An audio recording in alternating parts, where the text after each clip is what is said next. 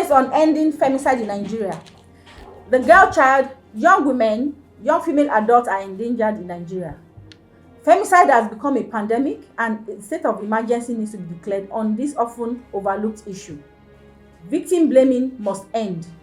Femicide, the intentional killing of women and girls because they are female, is a serious crime that is on the rise in Nigeria and is overlooked. It often stems from ongoing patterns of violence against women driven by deep-rooted beliefs that men should have control over women. Globally, femicide is seen as a violation of human rights, with the United Nations reporting that more than 89,000 women and girls were killed. A 2022 report alone reported that at least 401 women died from sexual and gender-based violence in Nigeria. The situation in Nigeria. In Nigeria, femicide is often concealed due to societal stigma, fear of retaliation, or shame experienced by the victims' families. Many cases go unreported, leaving families devastated and perpetuating a culture of silence. The imbalance of power between men and women fuels this violence as well, with men feeling entitled to control women, even if it means taking their lives. Some recent cases of the current reality. Paul Jeremiah, a 20-year-old undergraduate, was arrested by the Kogi State Police Command for kidnapping and murdering Damilola, a 19-year-old first-year student at the Federal University of Lafia. After demanding a ransom of 10 million naira, Jeremiah and his accomplice accepted 400,000 naira, but decided to kill and mutilate her when the ransom was not paid in full. Ayomide Adeleye, a 200-level philosophy student, confessed to the murder of Christiana Idowu, a 300-level student of the Federal University of Agriculture, FUNAB, in Abeokuta. Christiana has been missing for 2 weeks, and her body was only discovered after Adeleye confessed to the 174 Battalion of the Nigerian Army. Justina Nkang was murdered and dismembered by her boyfriend. Damian Okoligwe, a 400-level student of petrochemical engineering at the University of Port Harcourt. The deceased was a 300-level undergraduate student. Till date, no justice. Celine Ndudim and Afiba Tando vanished after visiting one Andrew Amechi.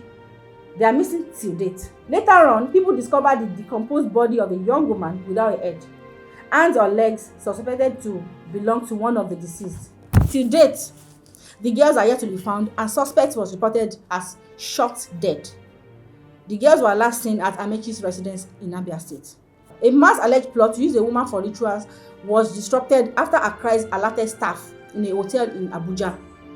A video seen on social media had the girls' hands tied and legs tied.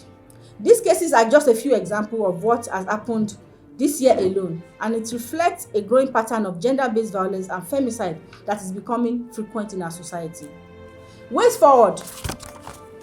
We need to strengthen existing laws that address SGBV and ensure its enforcement. Perpetrators of femicide must face swift and adequate punishment to deter future crimes. It is critical to break this silence surrounding femicide in Nigeria. Public education programs that dismantle harmful gender stereotypes and promote gender equality can help reduce this culture of violence. Engaging men and boys in conversations about gender equality and non-violence is important in changing the harmful gender norms that perpetuate femicide. Call to action. We urge the government, civil society organizations, parents, religious bodies, traditional and community leaders, and all citizens of Nigeria to unite in the fight against femicide. Silence is not an option. While women and girls are brutally murdered just like that, it could be your cousin, it could be your niece, it could be your daughter or your sister. We call on the government to strengthen laws addressing femicide and ensure they are properly enforced. Media organizations must raise awareness and challenge the harmful social norms that perpetuate this violence, while communities need to remain vigilant. Neighbors, look out for your neighbor. Support victims and hold perpetrators accountable. We want justice. Men in particular should become allies in promoting gender equality and preventing gender-based violence. What Fame Foundation is doing? At Fame, we are actively raising awareness about the dangers of femicide and advocating for stronger legal protections for women and girls. One of our key initiatives is the Advocacy Sensitization Program, which we run in IDP camps, selected communities, and schools across Nigeria.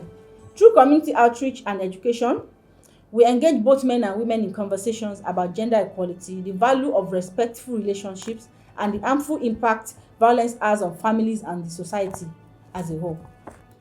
We work closely with relevant law enforcement and government agencies and other civil society organizations to ensure that cases of femicide are reported and thoroughly investigated. Fame Foundation is a safe space for victims, and we are committed to ensuring they receive justice.